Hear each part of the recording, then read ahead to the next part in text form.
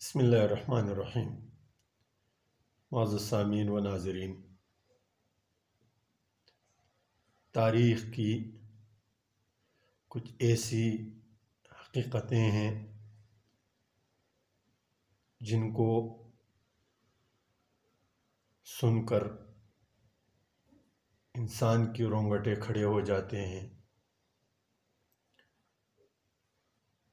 حضرت نوح علیہ السلام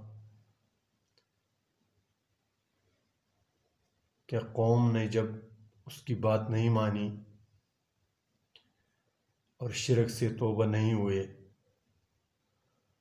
تو اللہ رب العزت نے سارے انسانوں کو فنا کر دیا، ما سوائے ان کہ جو حضرت نوح علیہ السلام پر ایمان لائے تھے۔ حضرت صالح علیہ السلام کی قوم،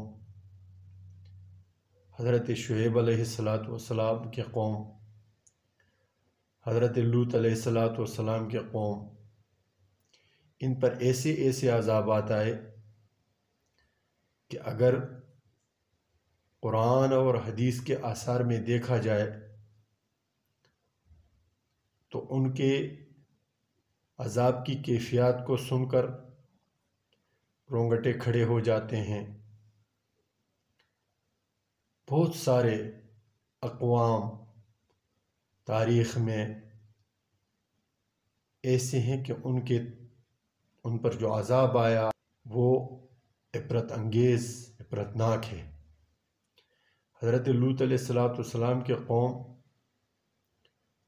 بچہ بازی اور لواطت کے مرض میں مبتلا تھے، بہت ساری بیماریاں تھیں، بہت سارے کفریات تھی، ان کے علاوہ یہ گناہ ان میں تھا اور عادت بنی ہوئی تھی، پورے معاشرے میں یہ گن پھیلا ہوا تھا۔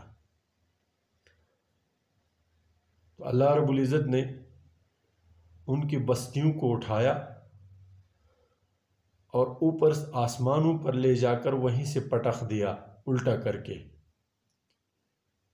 اب جس زمین پر قوم لوط آباد تھی وہ سطح سمندر سے کئی فٹ نیچے ہے، اور وہاں پر جو پانی کا جو تالاب سا بنا ہوا ہے، بحر میت کہتے ہیں یا بحر مردار کہتے ہیں، وہ اب بھی موجود ہے۔ اس طرح بہت سارے اقوام ہیں۔ اس امت کو اللہ رب العزت نے نبی اکرم صلی اللہ علیہ وسلم کے برکت سے، اس کے دعاؤں سے اس امت کو استحصالی عذاب سے محفوظ رکھا ہے، ورنہ یہ قوم، یہ امت اپنے اجتماعی جو معاشرتی معاشی طور پر بالکل عبادات کے حد تک تو ٹھیک ہے، کچھ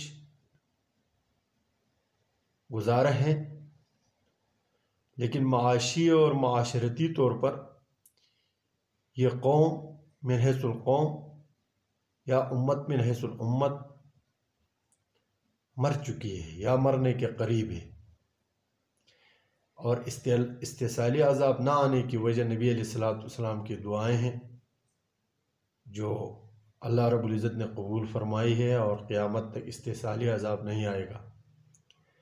لیکن وقتاً فوقتاً ایسے عذابات جزوی طور پر، علاقائی طور پر بہت بڑے بڑے مصائب اس امت پر بھی آئے، کبھی دشمن کے صورت میں، کبھی زلزلے کی صورت میں، کبھی سمندری طوفانوں کی صورت میں، کبھی علاقائی سیلابوں کی صورت میں، کبھی بارشوں کی صورت میں، لیکن یہ امت توبہ کرنے والی نہیں ہے۔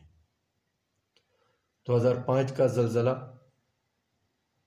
جس نے ایک علاقے کو ویران کر کے رکھ دیا تھا، پھر یہ سیلاب جس نے بستیوں کے بستیاں، شہروں کے شہریں اجاڑ دی، لیکن یہ قوم توبہ کرنے کے لیے تیار نہیں ہے۔